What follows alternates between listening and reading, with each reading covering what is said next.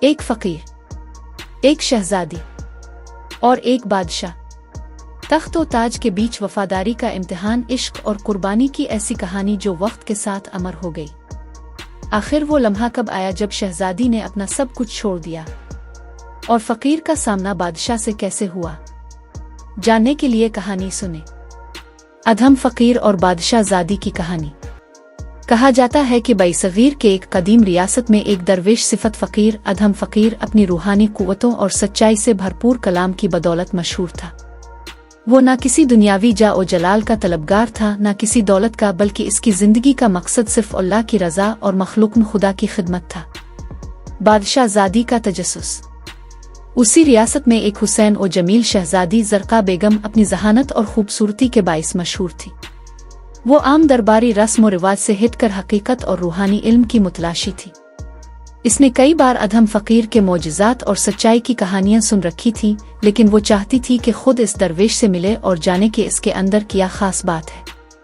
پہلی ملاقات۔ ایک دن شہزادی نے اپنے خادموں کے ساتھ سادہ لباس میں فقیر کے ڈیروں کا رخ کیا۔ وہاں پہنچ کر اس نے دیکھا کہ ادھم فقیر ایک درخت کے سائے تلے بیٹھا ذکر میں محو تھا۔ جب شہزادی نے قریب جا کر اسے سلام کیا تو فقیر نے نظریں جھکا کر جواب دیا اور کہا، اے شہزادی، یہ فقیروں کی دنیا ہے، یہاں تاج و تخت کے غرور کا کوئی مقام نہیں۔ شہزادی نے حیران ہو کر پوچھا، تمہیں کیسے معلوم کہ میں کون ہوں؟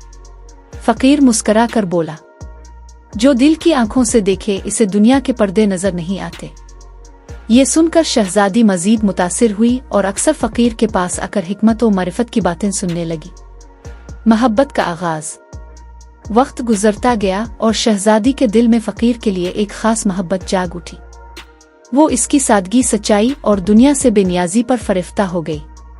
ایک دن اس نے ہمت کر کے کہہ دیا، ادھم فقیر، میں تمہیں پسند کرنے لگی ہوں۔ میں چاہتی ہوں کہ تم میرے ساتھ ہمیشہ رہو۔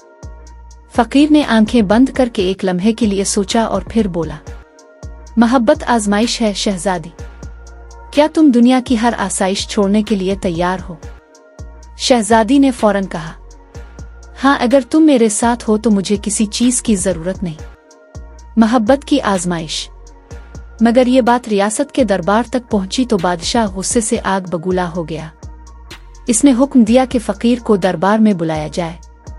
جب ادھم فقیر بادشاہ کے سامنے پیش ہوا تو بادشاہ نے طنزیہ انداز میں کہا، ایک فقیر اور میری بیٹی کا دعویدار، کیا تم جانتے ہو کہ تم کس سے بات کر رہے ہو؟ فقیر نے نرمی سے جواب دیا، میں صرف حق کی بات کرتا ہوں، اور حق یہ ہے کہ محبت نہ محلوں میں قید ہو سکتی ہے، نہ درویشوں کے دامن میں سمٹ سکتی ہے۔ یہ تو دل کا فیصلہ ہے۔ بادشاہ کو یہ سن کر مزید غصہ آیا اور اس نے حکم دیا کہ فقیر کو قید کر لیا جائے۔ عشق کا انجام۔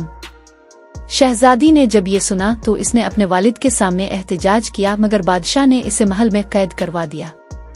دن گزرتے رہے اور ایک رات شہزادی دیوار پھلانگ کر قید خانے پہنچی اور ادھم فقیر کو آزاد کروا کر اس کے ساتھ جنگلوں میں نکل گئی۔ کہا جاتا ہے کہ دونوں نے ساری دنیا چھوڑ کر درویشی اختیار کر لی اور باقی زندگی ایک ویرانے میں گزار دی۔